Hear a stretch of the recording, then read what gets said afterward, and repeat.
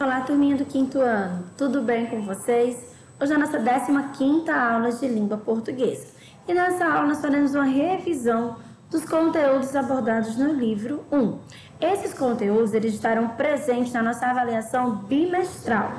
Os conteúdos são tem, vem e vem das páginas 36 a 38, usos do ICE com C e ICE com SS das páginas 46 a 50 e verbo principal e auxiliar das páginas 65 a 69.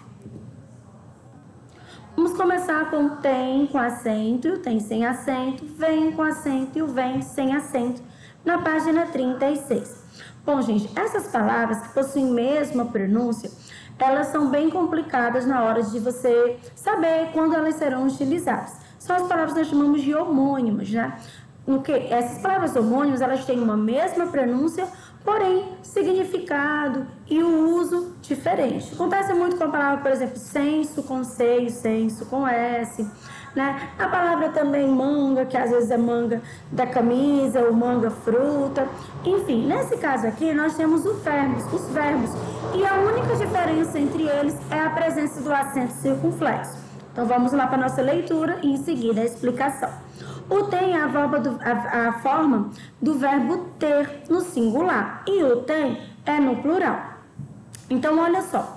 No caso, gente, o tem é do verbo ter e o vem é do verbo vir. E aqui a única diferença que nós estamos tendo entre eles, com relação, além dessa presença desse acento, vai estar com relação ao número, porque a pessoa utilizada na pronúncia desses verbos ainda é a mesma pessoa, que é a terceira pessoa. Mas no tem e no vem sem acento, eu estou na terceira pessoa do singular. Ele ou ela tem, ele ou ela vem, sem acento. Já quando eu passo para a terceira pessoa do plural, eu acrescento o acento circunflexo. Eles ou elas têm, eles ou elas vêm. E aí, no caso, a gente passa a ter o acento. Então, a única diferença entre o uso desses verbos está com relação ao número, certo? Se for terceira pessoa do singular, é sem acento. Terceira pessoa do plural, você adiciona o acento. Então, olha aqui. Tem ou tem. Usa-se tem sem acento quando o sujeito está no singular, ou seja, terceira pessoa do singular. A falta de informação, ou seja, ela, tem dificultado o acesso aos exames.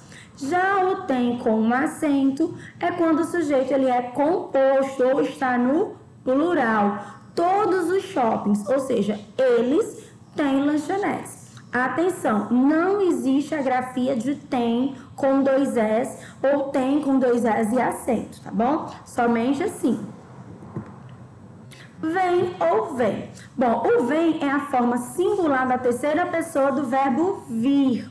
Por exemplo, ele vem para a escola de bicicleta todos os dias. Já o vem com acento é a forma plural da terceira pessoa do mesmo verbo, ou seja, do verbo vir. Exemplo, elas vêm para a aula todos os dias.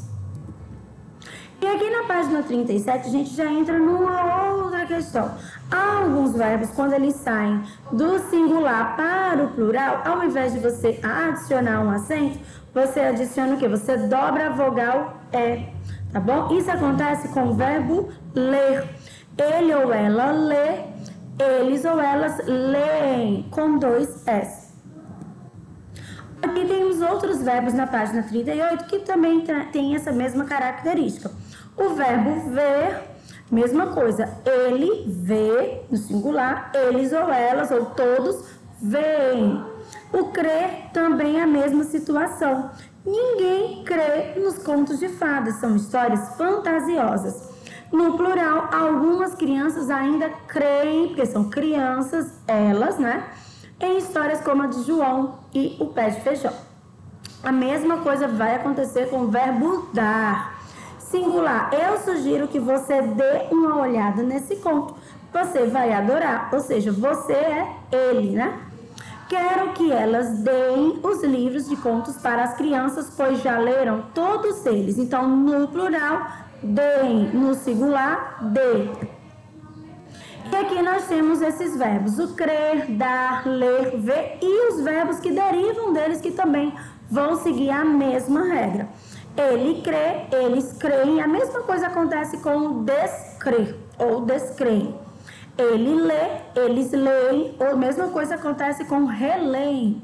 Ele vê, eles veem ou reveem.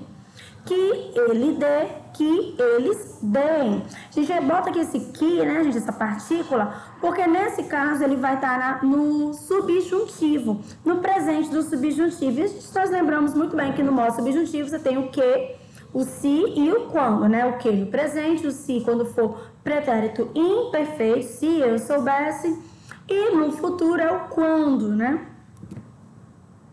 E aqui tem uma regrinha para que vocês possam lembrar. É a regrinha do crer de leve, tá? Crer de leve. Crer, do verbo crer, creem.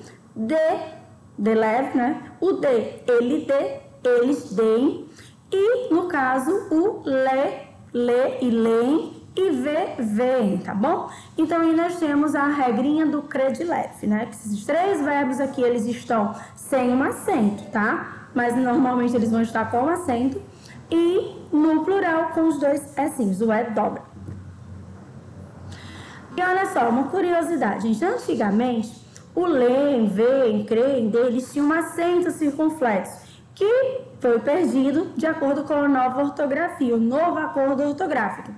Eles tinham esse acento que era para justamente, a gente sempre falava na nossa cabeça, se tiver o acento, está relacionado ao plural, né? E sem o acento, está relacionado ao singular. Mesmo assim, com a nova ortografia, eles perderam o acento e passou a ser somente leem, veem, creem, deem, sem acento, com os Ezinhos dobrados.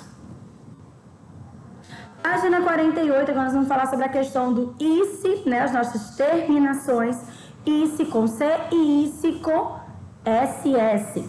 Bom, muito simples, gente. Se for um substantivo, é o ICE com C. E se for um verbo, é o ICE com SS. Olha aqui o nosso exemplo, né? ICE, se for substantivo, é com C. E se for verbo, SS. Lembrando, gente, que se você tiver na palavra primitiva um verbo, por exemplo, o verbo dormir, ele vai virar o quê? Dormisse com SS, porque também vai ser um verbo. Mas esses aqui que são substantivos, meiguice, peraltice, eles vêm geralmente de um adjetivo. Por exemplo, meiguice vem do adjetivo meigo e se transforma em um substantivo chamado meiguice. Peraltice vem de peralto, tolice de tolo, né? Gordice de gordo, velhice de velho.